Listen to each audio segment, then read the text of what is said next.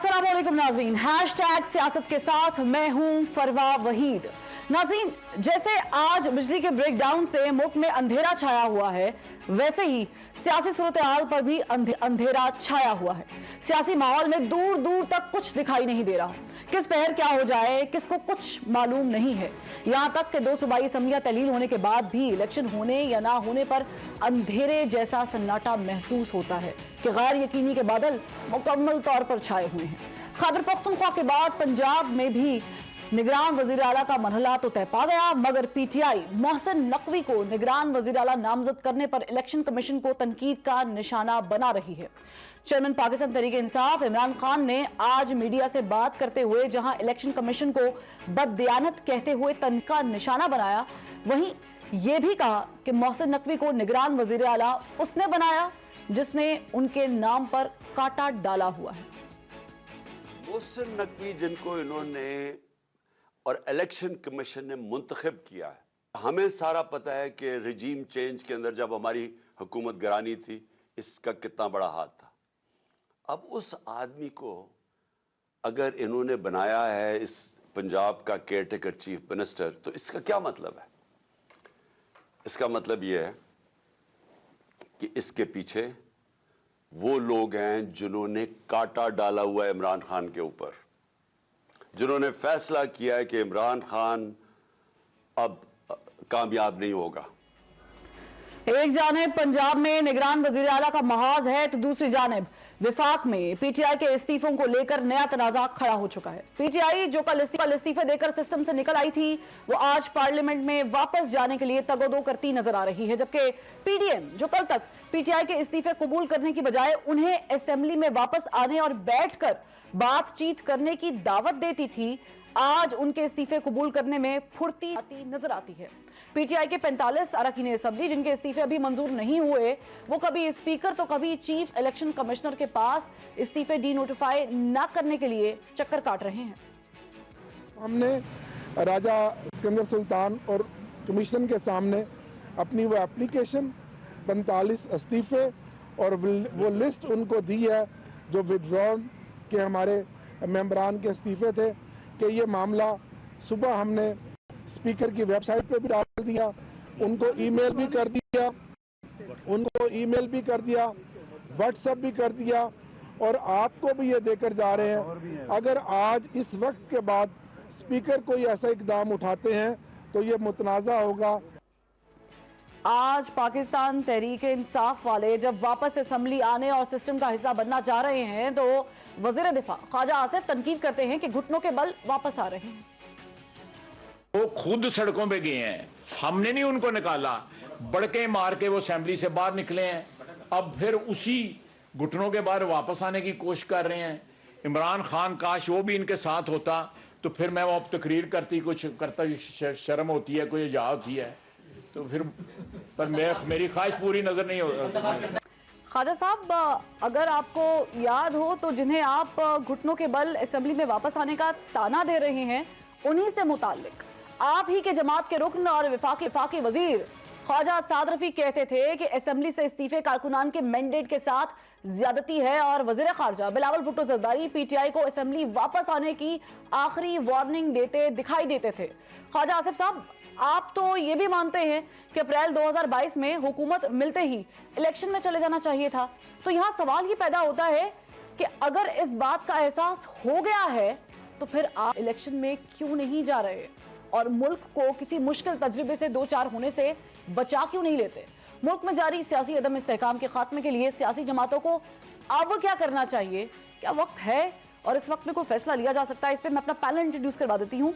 हमें ज्वाइन किया है सीनियर सियासतदान है और माहिर कानून साबिक गवर्नर पंजाब सरदार लतीफ़ खोसा साहब ने। इसके साथ साथ स्टूडियो से हमें ज्वाइन किया है फॉर्मर स्टेट मिनिस्टर सीनियर रहनुमा पाकिस्तान तहरीक इंसाफ फरूख हबीब साहब ने, और इनके साथ साथ former federal minister Sheikh Waqas Akram साहब सीनियर सियासतदान है, उन्होंने भी हमें ज्वाइन किया, कुछ देर में हमारे साथ होंगे। सबसे पहले चूंकि मेहमान स्टूडियोज में हैं, तो मैं फरूख आपसे ही सवाल कर लेती हूँ। आज खान साहब ने जो कॉन्फ्रेंस की है वो हमने देखी है, उस पर ज़ाहिर उन्होंने इलेक्शन कमीशन पर एक बार फिर अदम एतमाद का इजहार किया, लेकिन उन्होंने एक जुमला बोला जो मेरे पास रिटन मौजूद है। उन्होंने कहा कि मोहसिन नकवी को वज़ीर आला बनाने के पीछे वो लोग हैं जिन्होंने इमरान खान के नाम पर कांटा डाला।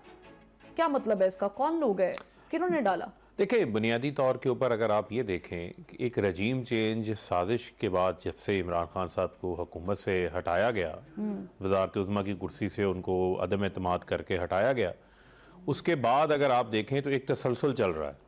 वो तसलसल क्या है कि मुसलसल जो है कोशिश ये की जा रही है कि जो गलती हो गई उस गलती को बार बार जो है उसको दोहराया जाए। और बड़ा वाज़ेह है, आपने देखा कि 25 मई को जो हमारे कारकुनान के ऊपर तशद्दुद किया गया, जिस तरीके से चादर चार दीवारी का तकद्दुस पामाल किया गया, जिस तरीके से सहाफ़ियों के ऊपर तशद्दुद हुआ, जिस तरीके से अरशद शरीफ का कत्ल हुआ, जिस तरह शहीद किया गया उन्हें, जिस तरीके से NRO 2 आगे बढ़ता जा रहा है, इमरान खान के ऊपर कातलाना हमला हो जाता है। इमरान खान के ऊपर जो JIT बनी हुई है कातलाना हमले के ऊपर, उसके 2 मुल्ज़मान है शहबाज शरीफ, राना सनाउल्लाह, वो आज एक नई JIT और बना देते हैं पकड़ के।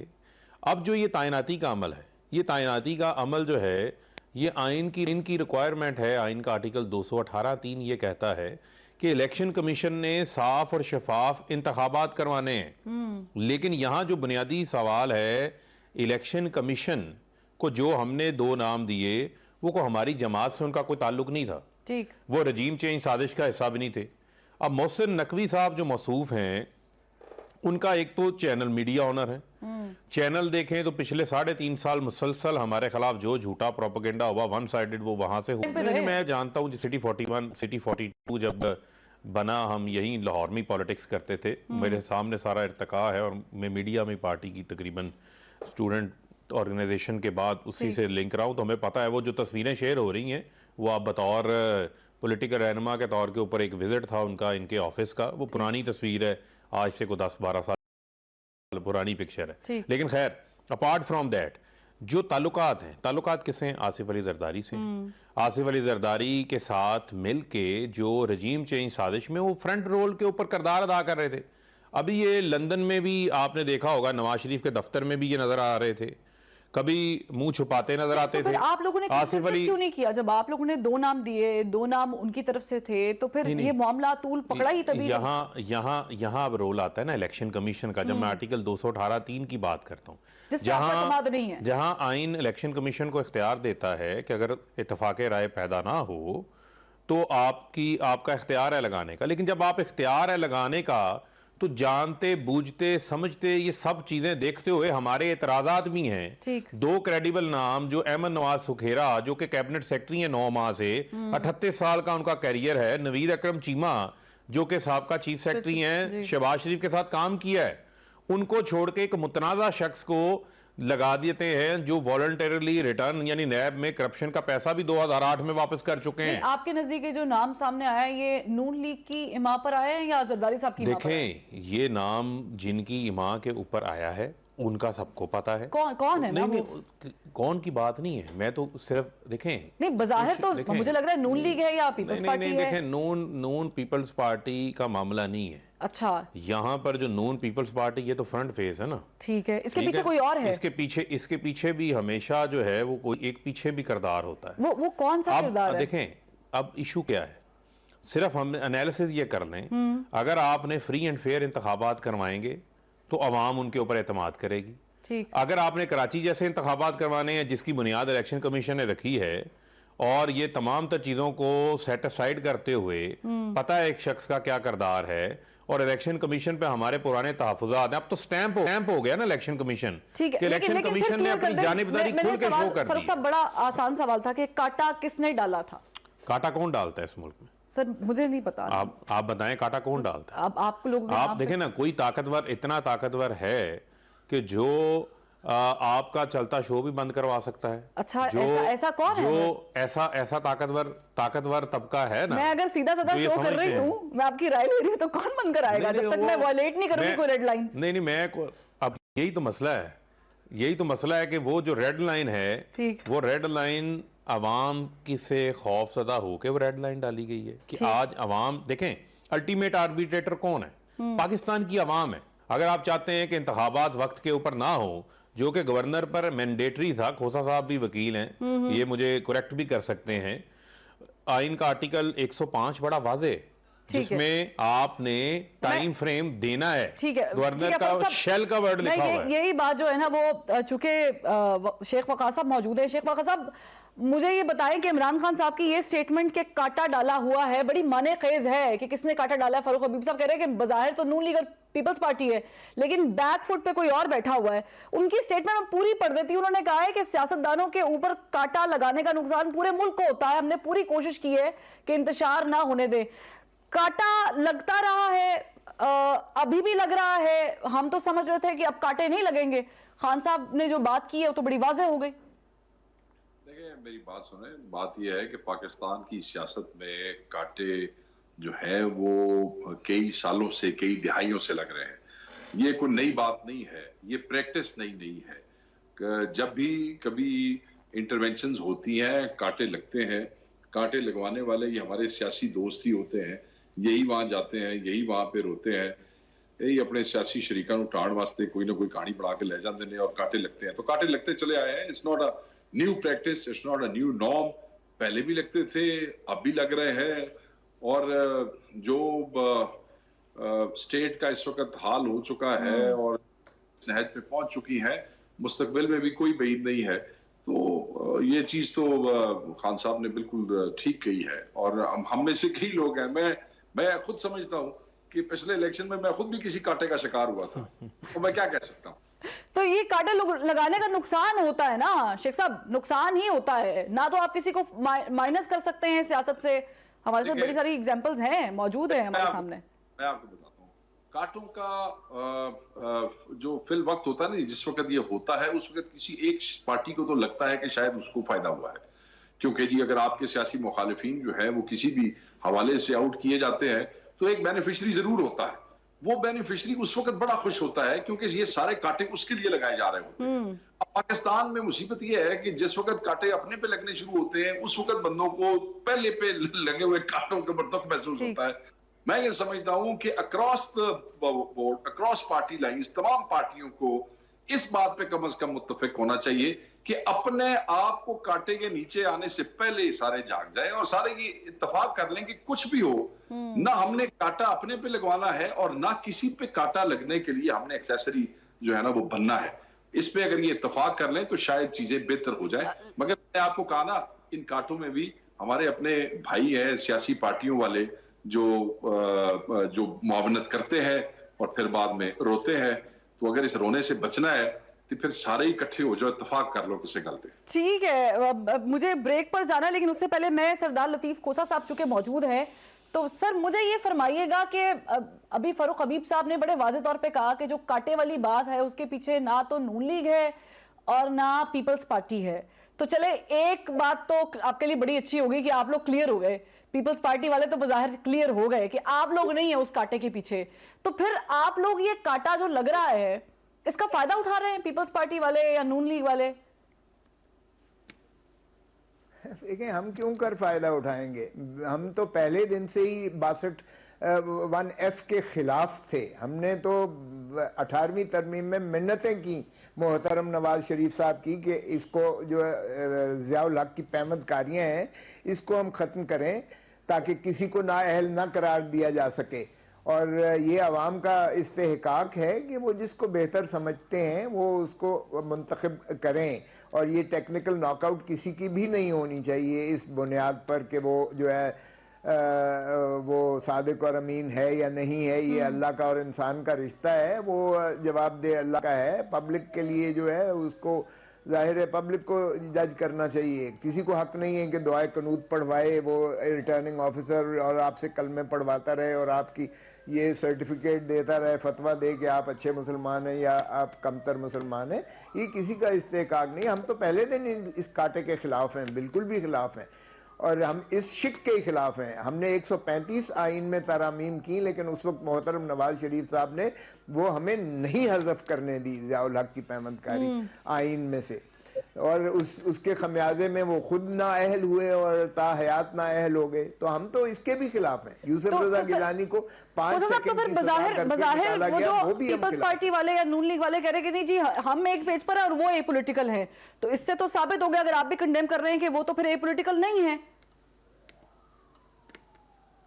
मुझे नहीं पता कौन ए पॉलिटिकल है कौन नहीं है, लेकिन एक लेकिन बात काटा तो है लग कि रहा है। कोई भी ए पॉलिटिकल नहीं है। ठीक है, लेकिन काटा लग रहा है। पॉलिटिकल नहीं है, ये गलतफहमी निकाल दें। ये तो कभी भी नहीं मुतसव्वर हो सकता। जब से माशाल्लाह पाकिस्तान बना है वो ए पॉलिटिकल है ही नहीं, इसलिए ये ए पॉलिटिकल का तो मेरे ख्याल में छोड़ दें। जो भी कर रहे हैं, पहले मोहतरम इमरान खान साहब खुद उन्हीं के कंधों पर सवार होकर आए और फिर उन्हीं को बाजवा साहब की तारीफें करते हुए इनकी जबान लग़ज़िश नहीं खाती थी।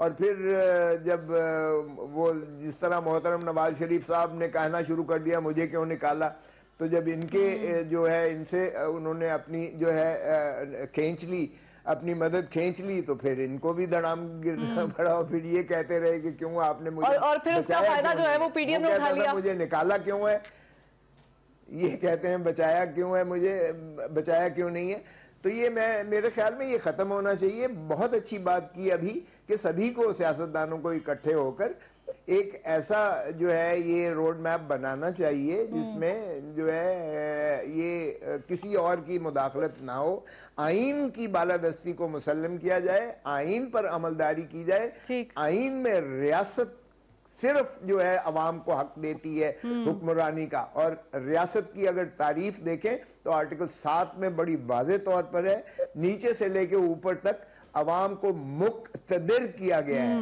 भुट्टो साहब ने जो कहते थे कि ताकत का सरचश्मा अवाम है, उन्होंने ये मुंजबित करके दिया आर्टिकल 7। बिल्कुल, लेकिन आर्टिकल 5 खोसा साहब, विद ड्यू रिस्पेक्ट, आपने पाकिस्तान तहरीक इंसाफ की तो एग्जाम्पल कोट कर ली, उस पर फरूख हबीब साहब बता भी देंगे, लेकिन हमने देखा है हमारी सियासत की जितनी भी तारीख है ना, वो कोई भी ऐसी एक जमात खालिस्तान हमें नहीं मिली है कि जिसने ये कहा हो या जिसपे हम कह सकते हो कि ये खालिस्तान अवाम के जोर पर, अवाम के वोट पर बनी है, उठी है, इक्तदार में आई है और इन्होंने सर्व किया है। कहीं ना कहीं से सपोर्ट और प्यार मोहब्बत मिलती रहती है। फरूख, आप लोगों को इलेक्शन कमीशन पे एतराज है, फरूख हबीब साहब, आप लोग मानते भी नहीं हैं इलेक्शन कमीशन के अंडर, शायद आप इलेक्शन भी हो तो उस पर भी रेजिस्ट करेंगे, मगर आप लोगों के 45 लोग जब आप इलेक्शन कमीशन को मानते भी नहीं हैं, जहाँ खड़े हो जाते हैं इलेक्शन कमीशन के दरवाजे के आगे, कहते हैं जी हमारे इस्तीफे कबूल ना करो। बाय द वे ये वही लोग हैं जिनकी निशानदही जो है वो मौजूदा वजीर जो है वो कराते रहे नून लीग के।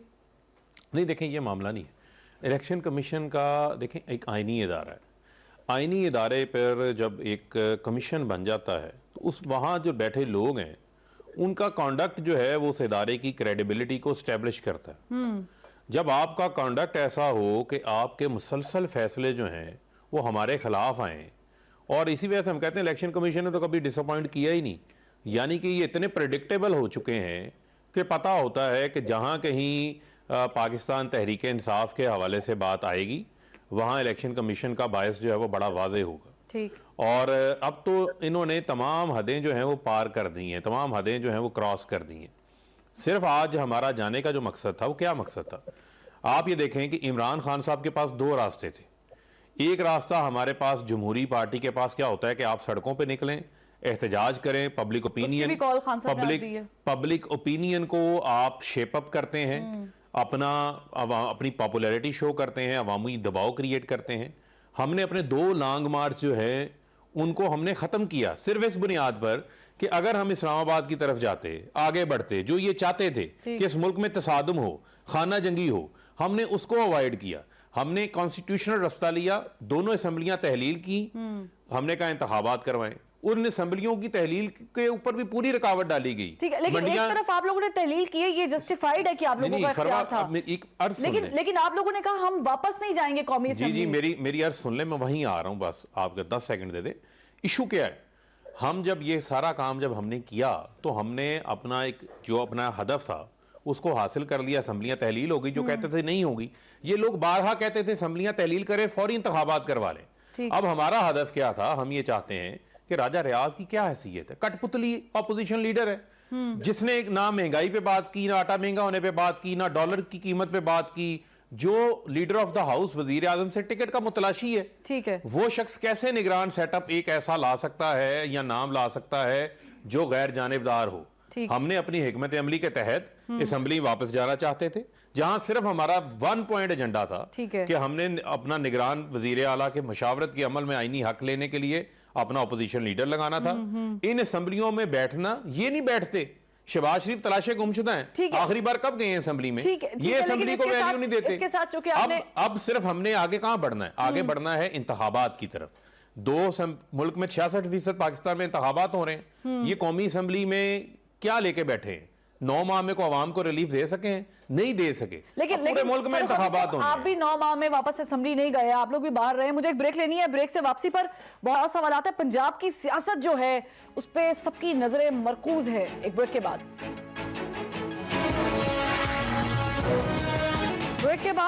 खुशामदीद मोनस इलाही साहब ने ट्वीट किया और मोहसिन नकवी साहब के तकर्रुर के ऊपर जो है उन्होंने कहा कि ये 1 या 2 पॉइंट एजेंडा है जिसके तहत वो आए हैं।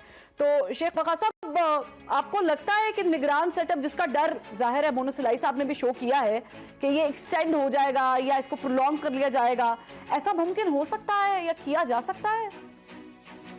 देखिए, ये तो आपको मेरी नजर में तो कोई इस वक्त ऐसा तरीकेकार नहीं है कि आप 90 दिन से इसको आगे ले जाए। लोग फाइनेंशियल उसकी इमरजेंसीज की भी बात करते हैं। इन चीजों से अपार्ट कोई ऐसा रास्ता नहीं लिखा हुआ जहां 90 दिन की निगरान हुकूमत को आप साल तक ले जाएं। अब इसमें कोई अदालत इंटरवेंशन करे या कोई नेशनल असेंबली इस हवाले से कुछ चीज लेके आए या कोई आइन में अगर ऐसी कोई चीज है तो ये खोसा साहब बैठे हैं, बहुत समझदार हैं, बिल्कुल उनसे पूछेंगे ये वो ये बता सकते हैं। मुझे तो बज़ाहिर ऐसी कोई चीज नजर नहीं आती कि आपने असेंबली तहलील कर दी है, 90 दिन में इलेक्शन होने हैं तो तुसी निगरान हुकूमत बना के टोर के साल तक ले जाओगे। कानूनन तो मुझे ऐसी कोई चीज नजर नहीं आ रही। ਇਹੋ ਜਿਹੀ ਗੱਲ हो भी सकती है कि नहीं हो सकती? नहीं, पाकिस्तान जो मुल्क है और खसूसन ऐसे हालात है जिससे लोग रोटी तो तंग ने और मईशत दे दिवालिया होने का शोर मचाया जा रहा है। Anything is possible. अब वो जरूरी नहीं है कि वो किसी आईनी तरीके से ही हो, वो लीगल तरीके से ही हो। यहाँ पे जब इन्होंने चीजें करनी होती हैं तो आइन से भी रास्ते निकाल लिए जाते हैं, अदालतों को भी इस्तेमाल कर लिया जाता है, कानून में भी तब्दीलियां हो जाती हैं, स्टेक होल्डर्स भी बैठ जाते हैं। अगर इस तरह का कोई डिजाइन है, मैं आपको बताऊं, तो फिर ये चीजें शेप अप हो जाएंगी आने वाले दिनों में। वो कैसे होंगी, वो फिर अजीबो गरीब चीजें होंगी, वो आपके सामने भी होंगे, मेरे सामने भी होंगी। परवेज इलाही साहब जो ट्वीट की आपने बात की, मोनस इलाही साहब की ट्वीट की, वो देखे, वो तो उनके जो बने हैं चीफ मिनिस्टर, वो उनके अजीज हैं, रिश्तेदार हैं, और मैं ये समझता हूं कि उनको तो इस पे कोई एतराज नहीं होना चाहिए। हमारे यहाँ तो क्योंकि इनका मोहसिन नकवी साहब का ताल्लुक जो है वो झंग से है, तो झंग वालों को तो कोई एतराज नहीं है।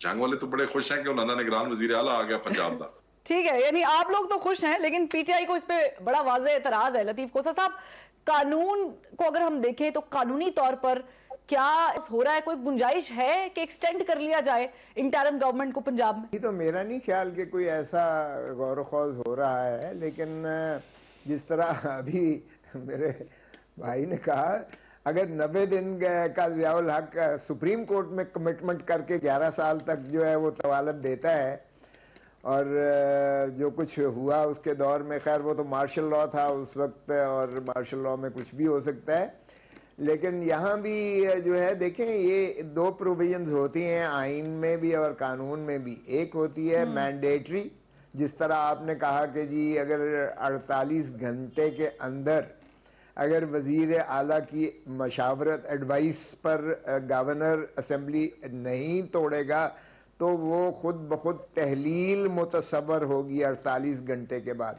ये तो हो गया मैंडेटरी, जिसमें आपने उसका कॉन्सिक्वेंस दे दिया, उस वक्त को आपने कैद में बंद कर दिया कि 48 घंटे गवर्नर साहब आपके पास हैं, इससे पहले आप कर लीजिएगा तहलील, फौरन कर दें भले, मगर ना 48 घंटे के बाद ये खुद ब खुद तहलील मुतसबर होगी। इसको मैंडेटरी कहते हैं।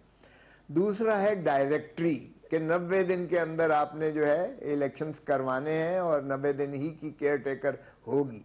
अब इसका आगे कॉन्सिक्वेंस नहीं दिया हुआ कि अगर 90 दिन के अंदर बावजूद कोई सैलाब आ जाता है, कोई ऐसी तूफानी कैफियत बर्पा हो जाती है, कोई दहशतगर्दी आ जाती है, कोई फोर्स मजोरे यानी ऐसी तकरीबकारी शुरू हो जाती है जिसमें खाना जंगी की कैफियत आ जाती है।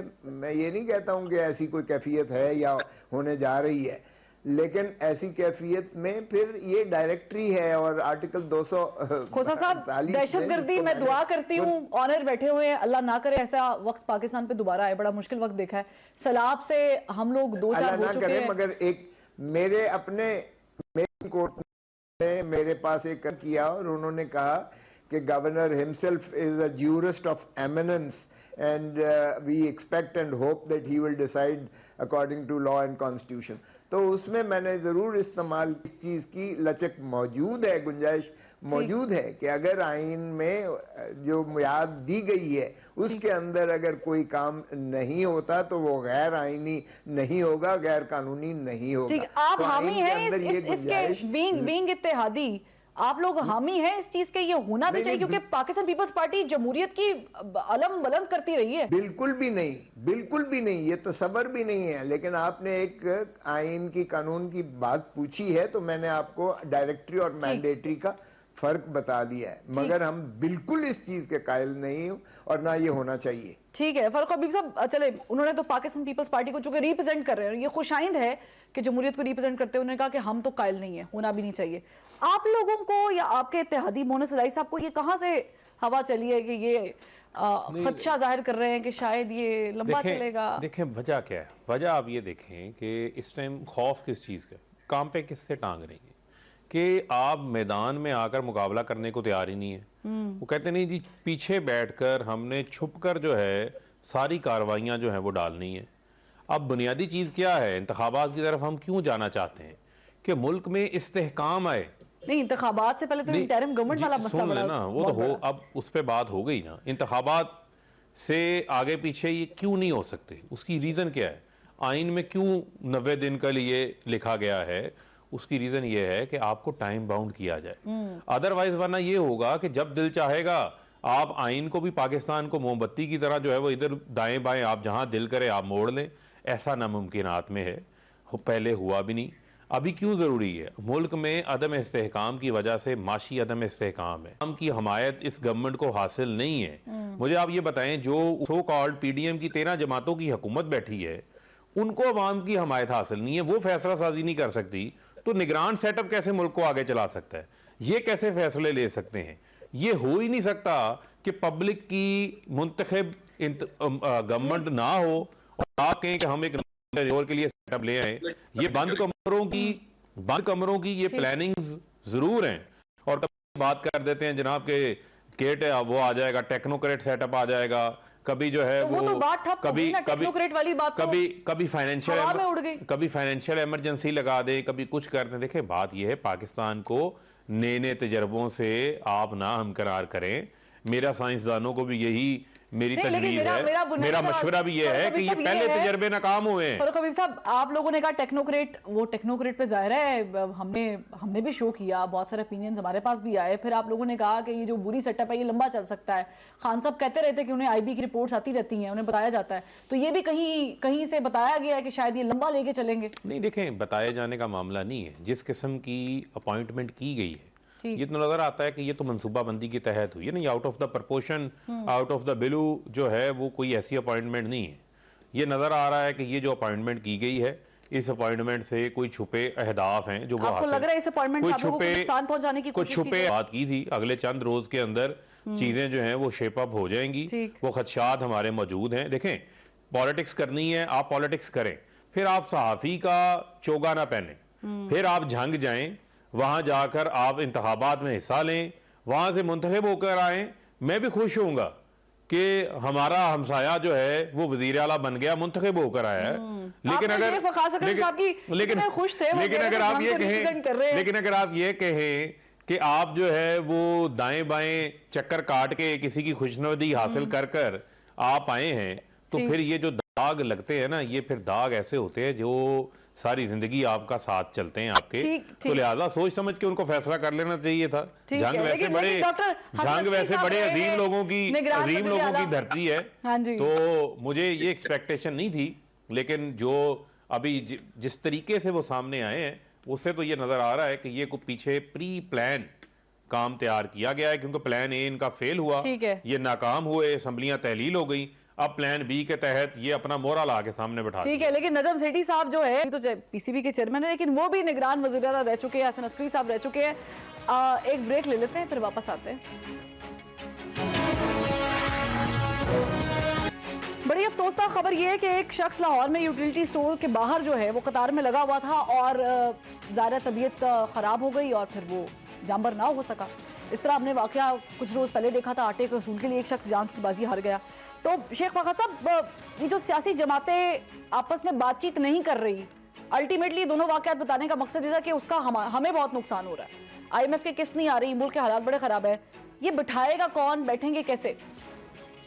देखिए, बिठाने वाले तो बैठे हैं, वो तो जिस वक्त चीजें हाथ से चली गई ये बैठ जाएंगे और वो इनको बिठा भी लेंगे। अभी भी चीजें हाथ से बाहर जाएंगी वका साहब? देखे, या ये पाकिस्तानी कौम वो है, वो जैसे बिल्कुल चीज़ें परत जाती हैं नहीं, उससे लेना होश आता है। ये टाइम से होश नहीं हम करते होते। कतारें बड़े अरसे से लग रही हैं, कतारें हैं, ये सिर्फ सियासी डिस्कशन का हिस्सा बनती रही है। लोग अपने सियासी मुखालफों को इसका निशाना बनाते रहे हैं, तुमने इनको बेकारी बना दिया, तुमने इनको लाइनों में एलसियां गई हैं, वजीर आजम कहता है कि मुल्क दिवालिया होने वाला है, डिफेंस मिनिस्टर कहता है कि मुल्क दिवालिया होने वाला है, वजीर खजाना अगले दिन अखबार में बड़े बड़े इश्तिहार देता है कि हमने दिवालिया से मुल्क को बचा लिया। पता नहीं है किस किस्म की हुकूमत है। 13 पार्टियां जो है वो इकट्ठी हो गई हैं और महंगाई मुकाओ मार्च इन पार्टियों ने किया था। अगर आपको याद हो, बिलावल साहब ने भी बिल्कुल किया, बिल्कुल, अब्दा साहब ने और मरियम बीबी ने भी किया। उस तो बाद इन्होंने धक्के नाल खो के हुकूमत भी ले ली, हुकूमत भी इन्होंने को ला ली, और कुछ करते ना करते कम से कम महंगाई का कोई बंदोबस्त करते। इन्होंने तो कह रहा नहीं, वो अजीब, मैं वो बता नहीं सकता यहाँ पे लतीफा, मगर बहरहाल लोगों की हालत जो है वो बहुत ज्यादा बुरी है। लोगों के बिजनेसेस बंद हो रहे हैं, जहाँ पे 4 मुलाजिम काम करते थे 3 को निकाल दिया गया है, छुट्टियां बंद की जा रही हैं, लोग ले ऑफ हो रहे हैं, बिजली की कीमतें उनकी उससे बाहर चली गई है और वापडा वालों ने चिट्ठियां आ गई हैं वजीर की तरफ से जी कि उन्होंने किस्त भी नहीं करनी। पहले तो ज्यादा बिल होता था ना, वो किस्तें करवा लेते थे, अब कह दिया कि दूसरी किस्त भी नहीं करनी, दूसरे दिन बिजली का मीटर काटने आ जाते हैं। फ्यूल प्राइसेस की वजह से हर चीज महंगी हो गई है और दूसरी तरफ उसके बरक्स लोग, तुमने फलाने सन में क्या किया था, तुमने फलाने सन में क्या किया था, फिर आज फलाने इफ्तिताह हो रहे हैं। आज फेडरल गवर्नमेंट ने अरबों रुपए के फंड इस वक्त MNAs को दे दिए हैं। असि भुखे मर रहे हैं, सानू दिवालिया में खा रहे हो, और अपने MNAs को अरबों रुपए के फंड दिया है सिर्फ अपनी इलेक्टेबिलिटी बढ़ाने के लिए, वोट बढ़ाने के लिए। ये पैसा कितों आ रहा है? अगर असी दिवालिया हो रहे हैं, रोटी खान नू पैसे नहीं है, डिफॉल्ट तो बहुत आखिरी स्टेज होती है, ये पैसे आ रहे हैं। और यही काम परवेज इलाही साहब ने किया। हम इधर से रोटी से तंग थे, उसे काले तितर खाते जा रहे सब, उधर से जनाब वो गुजरात के अंदर और मंडी के अंदर वो अरबों रुपए के फंड लग रहे थे। तमाम स्कीमें जाने से पहले चौधरी साहब वो फुली फंडेड करा के चले गए। और इसी तरीके से अब फेडरल गवर्नमेंट भी यही कर रही है। अभी MNAs को 50-50 करोड़ अभी पिछले महीने उसके वो टेंडर हुए हैं, अरब रुपया जो है वो लगाया गया। बिजलियां आ रही हैं हमारे यहाँ भी। अब जो इनके PTI की जो MNAs जो है, जो PTI को छोड़ के नून लीग के साथ डायरेक्ट है इस वक्त, उनके मेरे जिले के अंदर उनके भी बिजलियों के काम अभी हो रहे हैं। तो तुम्हारे को पैसे कोई नहीं ने, तुम्हारे को तुसी सानू दिवालिया बखा रहे हो। वो पैसे शेख साहब सिर्फ मेरे लिए नहीं है, हमारे जैसी आवाम के लिए नहीं है। मैंने देखा कि 70 वजीर, एक वजीर अभी हफ्ता पहले शामिल कर लिया, मतलब एक वजीर आपको 30 से 40 लाख रुपए महीने में पड़ता है। थोड़े प्यो दे पैसे ने किथों आ रहे जी? आपका क्रिकेट कम नहीं हुआ, प्राइम मिनिस्टर हाउस के खर्चे कम नहीं हुए, आपके फॉरेन वजीरों के ट्रिप्स कम नहीं हुए, आपके सरकारी महकमों के सेक्रेटरीज के अल्ले तलल्ले कम नहीं हुए। मैं सिर्फ चाहता हूं कि जब भी गुर्बत आती है, जब भी किसी आपके घर में, खुदा अल्लाह ना करे किसी और आदमी के घर में कोई हालात माशी खराब हो जाए, तो सबसे पहले जो चीज चेंज होती है ना बीबी, वो आपका लाइफस्टाइल। बिल्कुल लाइफस्टाइल चेंज होने से बड़ी गड्डी तो छोटी गड्डी, ठीक है। लेकिन लतीफ खोसा साहब, यही बात है, 12% पे जब महंगाई थी, PTI का दौर था, मैं खुद जाती रही हूँ प्रोग्राम अवाम के साथ, अवाम के बीच में होते थे, लोगों को रोना भी नहीं आता है। आपकी काविश अच्छा है, बिठा सकते हैं टेबल पे, लेकिन बातचीत ही नहीं कर रहे आप लोग। बातचीत करना तो दूर, बिठा के गुफ्तो शनीद करना या कायल कर लें किसी एक मामले पे, ताकि आवाम को तो सुख का सांस मिले। देखें, बिल्कुल आपकी बात सही है, यही होना चाहिए। और मेरे ख्याल में तो सभी सियासतदानों को grow up they must grow up. और लेकिन 72 घंटे से इस मुल्क में बिजली बिल्कुल मुल्क में नहीं है, और IMF लगता है कि किस्त ना देने की वजह से या सूद ना देने की वजह से वो हमारी पाकिस्तान की बिजली ही काट के ले गई है। तो ये तो बिल्कुल इस किस्म के हालात जो इस वक्त मईशत जिस तरह से हमारी ज़बू हाली का हाल है, जो वो तो आज तक पाकिस्तान की तारीख में ऐसा नहीं हुआ था। सो मेरे ख्याल में हमें मुल्क को देखना चाहिए, रियासत को बचाना चाहिए। अवाम खुदकुशियों पर मजबूर होकर, अवाम कभी माँ खुदकुशी कर लेती है 5 बच्चों की, और फिर बाप खुदकुशी कर लेता है क्योंकि वो बच्चों की किफालत नहीं कर पाता है। एक ऐसा मुल्क जिसमें 74% बच्चे मेल न्यूट्रिशन के शिकार हैं, 50% बच्चा जो है वो स्कूलों में नहीं जा रहा है, और आपकी जो आबादी का निस्फ आबादी है वो मुफलिसी की दहलीज में धकेल दी गई है। मुझे नहीं समझ आता है कि हम किस तरह बैठ के इतना टॉक शोज भी कर रहे हैं कि हमें जो है इलेक्शंस पहले होने चाहिए या बाद में होने चाहिए या कब होने चाहिए या न्यूट्रल केयर टेकर। क्या ये अवाम का मसाला है? अवाम के मसाइल पर किसी ने कभी तवज्जो देने की कोशिश की है? हम अपनी अपनी लगे हुए हैं, ये इक़्तिदार की सारी हवस में हम जंग लड़ रहे हैं। लेकिन खोसा साहब, ड्यू रिस्पेक्ट, ये जो चैरिटी है ना, ये घर से शुरू होनी चाहिए। ये जो प्रोटोकॉल्स हैं ये घर से कम होने चाहिए। 70 से ऊपर की कैबिनेट है माशाल्लाह, आपके इत्तेहादी नूनी के वजीर आजम, खादिम आजम की। फिर हम अगर सिंध गवर्नमेंट को भी देख लें, या हम KP में भी जब गवर्नमेंट थी तहलील होने से पहले, या बलूचिस्तान, सबके हाल एक जैसे हैं। नहीं, हमारा तो कोई जानने वाला सुनने वाला नहीं है। देखें कौन जस्टिफाई कर रहा है? कोई भी जस्टिफाई नहीं कर सकता है इन हालात को। जो है सियासतदान जो हैं एक दूसरे को गिराने और एक दूसरे को नीचा दिखाने पर लगे हुए हैं, चाहे वो PDM हो और चाहे वो PTI हो। PTI को मुझे बताएं कि 9 महीने 10 महीने से इनको किसने कहा था कि पार्लियामेंट से निकल जाएं? किसने कहा था कि पार्लियामेंट में बैठकर अपना रोल ना अदा करें? रानी शहीद बेनजीर भुट्टो को 17 सीटों पर लाके खड़ा कर दिया था, फिर भी वो जो है लीडर ऑफ द ऑपोजिशन थी और असेंबली उन्होंने पार्लियामान नहीं छोड़ी थी। इसलिए कि आइन पर अमलदारी अगर आपने करनी है तो फिर पार्लियामान को मजबूत करें, अपने मामलात सारे पार्लियामान। और हल कैसे निकले? साहब, हम फारूक हबीब साहब से पूछेंगे कि क्या सालसी अब नहीं करानी है, या वही आके बिठाएंगे, या आप लोगों के पास कोई फॉर्मूला है कि आप आके PDM से बात करें? एक ब्रेक के बाद एक ब्रेक ले लेते हैं फारूक, एक ब्रेक के।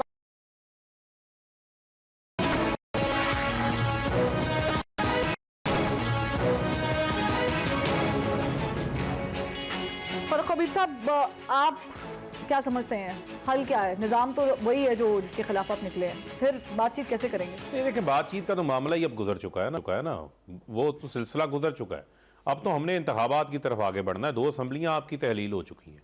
अभी बात हो रही थी इन असम्बलियों में वापस जाने की। उन असम्बलियों में वापस जाएं जिन असम्बलियों की आपने चीर फाड़ करके वहाँ पर छांगा मांगा की मंडियाँ लगा के ज़मीर खरीद के वहाँ पर आपने 20 लोटे बैठाए हुए हैं। वो 20 लोटे उस वक्त जिनको महंगाई नज़र आती थी, कहते जी महंगाई है, बड़ी बैड गवर्नेंस है। अब क्या महंगाई नहीं है? अब तो महंगाई के 50 साल रिकॉर्ड टूट गए हैं। अब तो बरामदात नीचे जा रही हैं, फैक्ट्रियां बंद हैं, मजदूर बेरोजगार हैं। ये शेख साहब बैठे हैं, इनके झांग के अंदर ये खड़ियों की लूम लगी हुई है, पावर लूम्स लगी हुई है, फैसलाबाद में लगी हुई है। आज वो कबाड़ के भाव बिक रही है, कोई कारोबार तो चल नहीं रहा कोई पकड़ के। किसान आज परेशान है। गन्ने के किसान को आज अपनी पेमेंट नहीं मिल रही जो हमारे दौर में उनको मिल रही थी।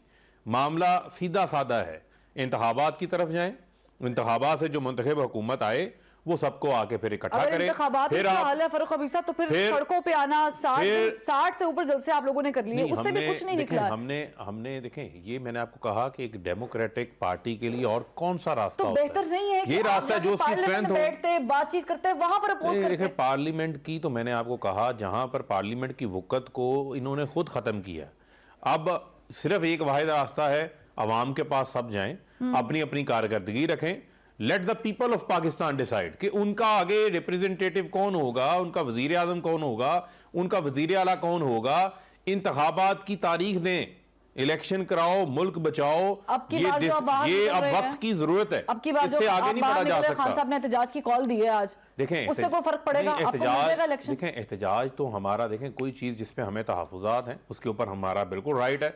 हम अपना एहतजाज रिकॉर्ड करवाएंगे, इलेक्शन कमीशन के सामने करवाएंगे, कल लाहौर 1 बजे करेंगे, फिर परसों रावलपिंडी, फैसलाबाद, जुम्मे को मुल्तान में, हफ्ते को गुजरावाला में अपना एहतजाज रिकॉर्ड करवाएंगे। इससे फर्क क्या पड़ेगा? देखिए फ़र्क क्या पड़ेगा, फ़र्क इस वजह से पड़ेगा कि एट लीस्ट हम इनके साथ शामिल नहीं होंगे। ये कल को जब चीज़ तारीख लिखी जाएगी पता होगा कि हमने इसके ऊपर प्रोटेस्ट किया था, अब हम अंडर प्रोटेस्ट इस इलेक्शन कमीशन के अंडर इंतखाबात में जाएंगे। ये तो एहतजाज करे, डेमोक्रेटिक कंट्री में ऐसा ही होता है। आप लोग क्या करेंगे पाकिस्तान को बचाने के लिए, बीइंग इत्तेहादी? देखिए, हम तो चाहेंगे कि बातें जो है गुफ्तो शुनीद से मामलात को तय किया जाए। मैं तो चाहूंगा कि इलेक्शंस जो हैं ये सारे मुल्क एक ही दफे होना चाहिए, इसलिए कि ये मुल्क मुतहम्मिल नहीं है। एक तो बेयकीनी की कैफियत रहेगी ये जब तक इलेक्शन ये हो, और फिर अगर 2, 3, 4 महीने 6 महीने के बाद होते हैं तो फिर बेयकीनी उस वक्त तक। लेकिन हजरत आपके स्पीकर है, पाकिस्तान पीपल्स पार्टी के स्पीकर है, वो उनको मिलते नहीं है, उनके लोग जाते हैं, वो उनसे बातचीत नहीं करते हैं, ये कैसे चलेगा? नहीं, देखें ये देखें, वो वक्त जिस तरह फर्रुख हबीब साहब कह रहे हैं वो वक्त ये गुजार बैठे हैं, इन्होंने जाया किया है वो वक्त। इन्होंने इतना अरसा पार्लियामान से बाहर रहकर इन्होंने लीडर ऑफ द ऑपोजिशन भी अपना एक लोटा दे दिया, और फिर इन्होंने कानून साजी भी जो है एक तरफा करवा दी सारी। अब ना तो इनको इलेक्शन कमीशन उस वक्त मैं एक बात पे इत्तेफाक है हमारा कि राजा रियाज साहब होते हैं। हाँ बिल्कुल है, और जहां तो इसमें कोई शक वाली बात नहीं है। जहां तक ताल्लुक है, देखें जहां तक ताल्लुक है चीफ इलेक्शन कमिश्नर का, इन्होंने नामजद किया था, इन्होंने बनाया था, इनकी तारीफें करते हुए नहीं सकते थे। हमने नहीं बनाया था, पीडीएम ने नहीं बनाया था, ना किसी और जमात ने बनाया था, मोहतरम इमरान खान साहब ही ने बनाया था, और वो बहुत उनकी तारीफ करते थे। अब अगर उनको काबिल कबूल नहीं है तो भी उसका हल जो है फिर किस तरह से तलाश कीजिएगा। कल को अगर फिर आपने कहना है धांधली हो गई, धांधली हो गई, ठीक है, तो शेख वगा साहब बचेंगे कैसे? वो धांधली होगी से बचेंगे कैसे? इसका तरीकेकार ये बताएं। ये जो बार बार कह रहे हैं इलेक्शन के मुतहम्मिल नहीं हो सकते, लोग कहते हैं ना, कोई ऐसी बात नहीं है। जिस वक्त ईरान इराक वॉर हो रही थी, ड्यूरिंग वॉर ईरान में इलेक्शन हुए, 2 पार्लियामेंट के इलेक्शन ईरान में ड्यूरिंग वॉर हुए, पूरी पार्लियामेंट की बिल्डिंग बम्बार्ड हो गई, इसके बावजूद वहां पे इलेक्शन हुए। दुनिया में बहुत सी ऐसी मिसालें हैं, ब्लडी कॉन्फ्लिक्ट्स के दरमियान भी इलेक्शन होते हैं। ये सब नॉनसेंस किस्म का ये जो बहाने हैं यहाँ पे कि हालात ऐसे नहीं है, फलान नहीं है, एक अनसर्टेनिटी है। आइन कानून के अंदर रहते हुए इस मुल्क में इलेक्शन होने चाहिए, ये अनसर्टन फिजा खत्म हो जाएगी। एक fair and free care taker setup के अंडर होने चाहिए, और उस तो बाद फिर जरा घर रौला पाए ना जी। ठीक है शेख साहब, आखिर में ये भी पूछ लूं, आप इतनी अच्छी बातें करते हैं, आपको पार्टी ज्वाइन कर रहे हैं? मैं जी इंशाल्लाह ताला, ये हमारे सारे भाई बैठे हैं, पार्टी क्यों नहीं? सरप्राइज कौन सी पार्टी? तुसी इलेक्शन का ऐलान तो होने दो। सरप्राइज है, चलो ठीक है। शेख साहब ने आखिर में जो है ना वो सरप्राइज की बदी है। बहरहाल मेरे तमाम मेहमानों का बहुत शुक्रिया प्रोग्राम का हिस्सा बनने के लिए। नाज़रीन, कल फिर मुलाकात होगी, देखते हैं कल कौन सा सियासी दंगल लगता है। अल्लाह हाफिज।